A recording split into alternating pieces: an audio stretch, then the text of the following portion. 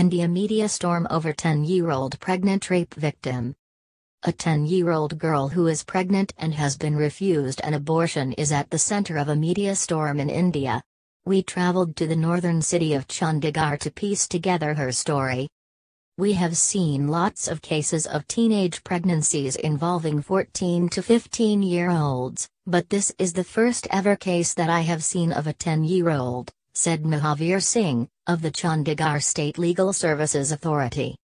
Mr. Singh has been involved in a case which has shocked Chandigarh and the rest of India, that of a 10-year-old girl who became pregnant after allegedly being repeatedly raped by a relative.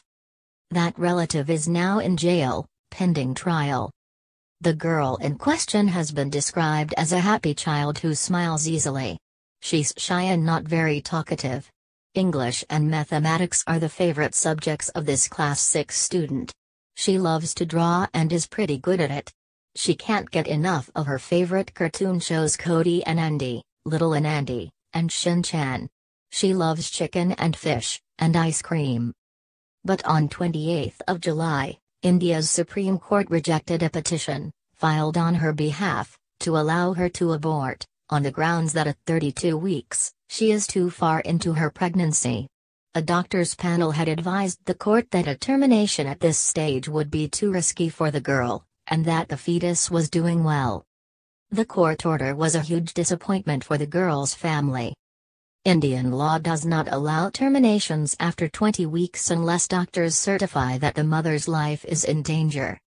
But in recent years, the courts have received several petitions, many from child rape survivors, seeking to terminate pregnancies after 20 weeks. In the most cases, these pregnancies are discovered late because the children are not aware of their condition. In the case of this 10-year-old too, the pregnancy was discovered only 3 weeks ago when she complained of pain in her lower abdomen and her mother took her to a doctor.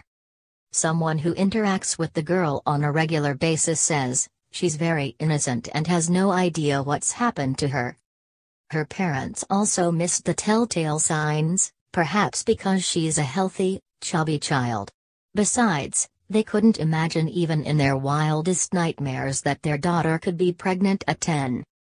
The child has still not been told about her pregnancy and, for those dealing with her, talking to her is like treading on eggshells. She has been told that she has a big stone in her stomach and the bulge is because of that.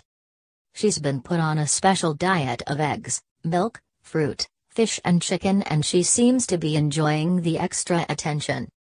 But in recent days, police, social workers and counselors have been in and out of her house, and a media circus has grown up outside her home.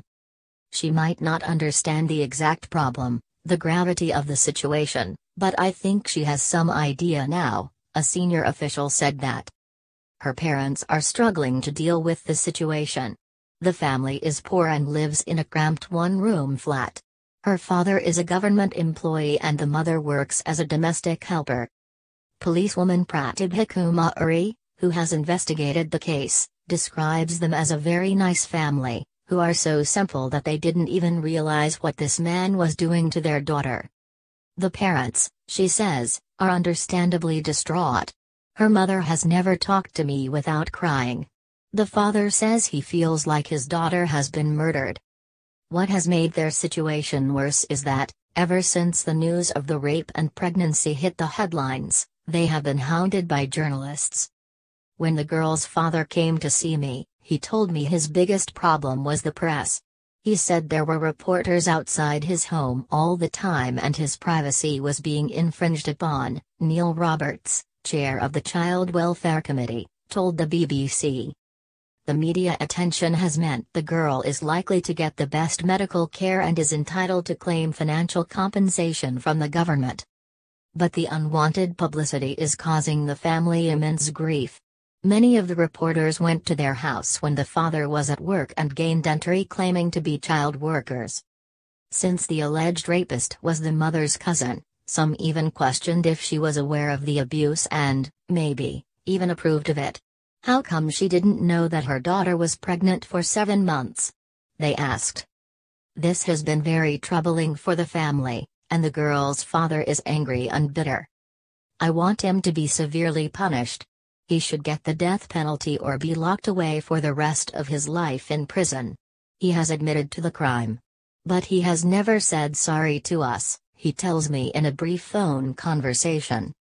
Before hanging up on me, he asks, "Why are you advertising my daughter's case? The press have turned this into a business enterprise."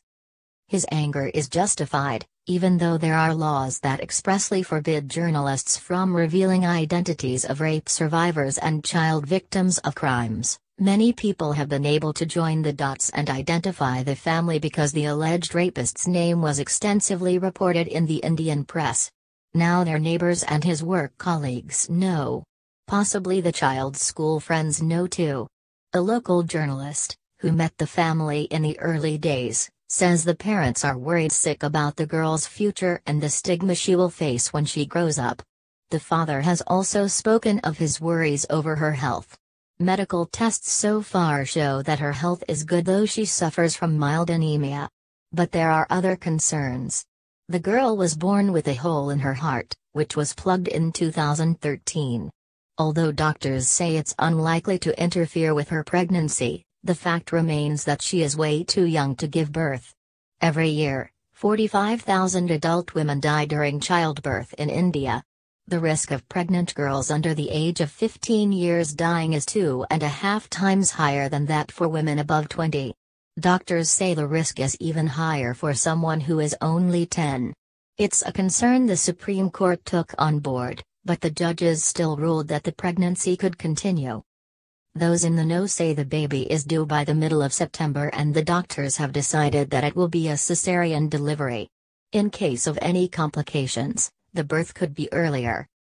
Since the girl's family have said they want nothing to do with the baby, the newborn will be looked after by the Child Welfare Committee until it is put up for adoption.